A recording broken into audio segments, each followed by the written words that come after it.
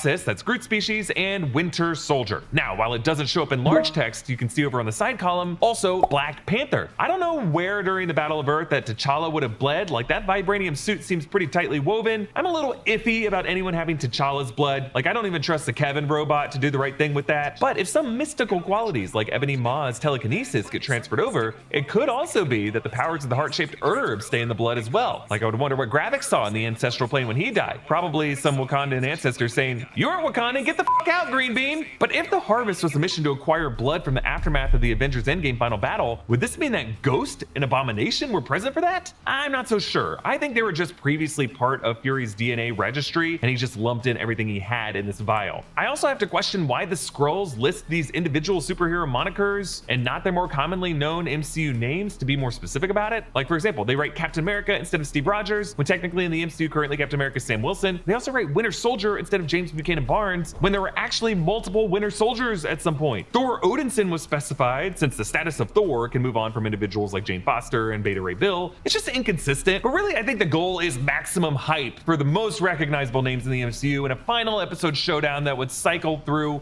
as many MCU power sets as possible. And in that regard, this episode doesn't disappoint, other than I think it leaves Gaia way too powerful, but we'll talk about that later. And thank you to BetterHelp for sponsoring this video. Here at New Rockstars, we like to figure out what makes movies work, go frame by frame to figure out what's really going on, but when we need insight on what's really going on with ourselves, we use BetterHelp. BetterHelp is the world's largest therapy service, and it's 100% online. With BetterHelp, you can tap into a network of over 30,000 licensed and experienced therapists who can help you with a wide range of issues. To get started, just answer a few questions about what you're looking for from therapy and what your preferences are. BetterHelp will then match you with a therapist from their network that's right for you. After that, talk to your therapist however you feel comfortable, whether it's via text, chat, phone, or video call. You can message your therapist at any time and schedule live sessions when it's convenient for you. If your